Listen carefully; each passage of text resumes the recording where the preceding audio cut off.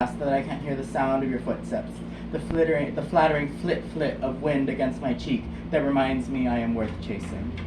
Even though you miss that I am on the ceiling holding my breath like water, I know you still care. You're reading this and you're worried that I'm behind the corner, pistol in hand. Instead, I jump down and slide a knife under your ribs. You reciprocate, of course. But you don't die, and neither do I. We both have plot immunity, and like a franchise that just won't give up, we come back a little weaker.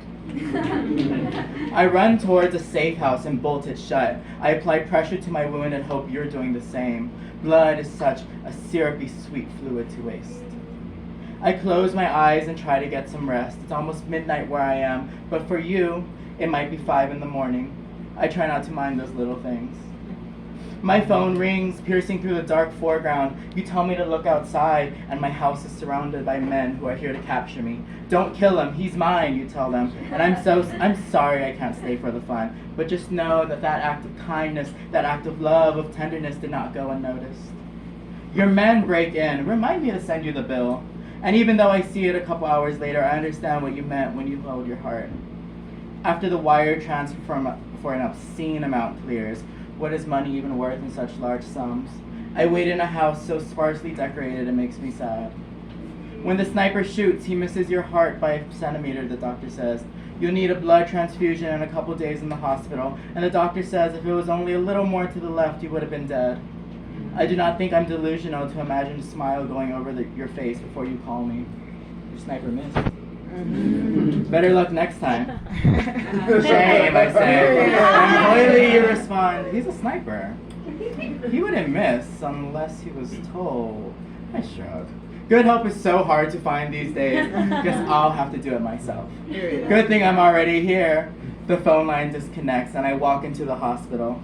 Evening, doc. I heard a patient came in that needs a blood transfusion. He starts to protest. You can't go back there. But 2 pulses later, and I've got blood on my hands and love on my mind, and the music swells, deep emotional strings that distract me only for a moment, but long enough for you to escape. What can I say? I used to prefer the love that came with the least cost until I saw the way men go to war for men that they love. The next time I see you, you have a cut on the bridge of your nose the way all the main characters do when they've been through a fight. Does this make me the villain, I ask? Of course. You always have been.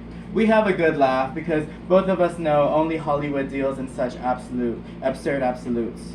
Reassured, you call me darling in private, and I pause. The air crisps, and I sense a third party and realize we've both been played. I start to run, but you grab my hand. Relax. They're rooting for us. Of course they are. They don't know any better, but they do, you respond, and I believe you. Give me one more dance comes out more like a plea than you would like, but I am desperate, and I question if any of this means anything, and as our dance blossoms to a climax, some stupid hench person of mine throws a grenade at you. Good help is so hard to find. And I catch myself as the grenade goes off. There is a moment of silence, backlit with smoke and debris before you walk to me, and it is there that I understand that you truly loved me. So much that despite being stabbed and shot, you still found the strength to put me down. And right as you ask for my last words, gun to my forehead, the director says, cut. That's a wrap. Great work, everyone. And you give me your hand, and we go to lunch.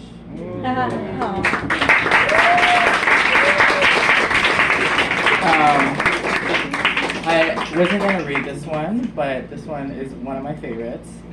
And someone in here had a poem on Icarus. And so, that was you. And so I would love to give my take on Icarus. I normally, I say normally, but I've only done it one time. But what I love doing is I love giving this to a random person and letting them read it while I improvise on violin. But I have no violin tonight, so you're stuck with me. This is called He Sung Me a Lullaby. He sung me a lullaby, and this world, though tired of my sorrow, swallowed its pride once more and let me survive. Tender is much too delicate a word to describe how he looks at me. There's a haunting in his eyes, a desperate plea to redo the 2 decades it took him to find me. Turn back time, he cries, and if I had to do it a third time, time would merely have to take a light step back.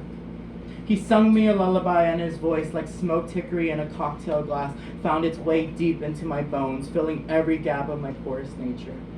Graceful is much too kind a word that he uses to describe my home.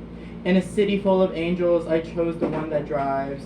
Wings wrapped around my waist, Icarus chastised. I set my eyes on heaven once more, but before I can feel any pain, he presses his forehead against mine. He sings me a lullaby, he sung me a lullaby, and I wept like a father when the prodigal son returned. Kill the fatted calf. There is a version of me that still has beeswax and feathers. Beauty is much too simple a word for the world he shows me. This world, once trite and uninspired, swallows us whole and spits us out, refined quartz peppered amongst the sediment. Pride cometh before the fall, he reminds me, forgetting that I miss the rush that comes before kissing the ground. He sung me a lullaby, and he sung it wrong, or at least in ways I haven't heard, with words foreign to me, a prayer lit at the wrong altar. Turbulent is much too forgiving a word for the noise in my heart. Pockets full, ceremoniously sounding as we walk by, anchored to this world. I know he is not used to my ways, that his wings have atrophied, but when he remembers me, he shows me a kindness that stills my heart. He sung me a lullaby, and these words I know because they are the words that come at the end. Beat, my still slow heart, being right has never felt so treacherous. He sings me a lullaby. He calls me baby, and I crack an eye open, and he blushes. You are normally fast asleep by now. His ever-loyal friend holds his gaze as he looks up. He closes my eyes. When one sense is gone, the other one gets better, he explains as he calls me his. How else can you hear the shape that your name makes on my lips? He sings me a lullaby, and I fall asleep. Icarus, cradled in the wings of an angel.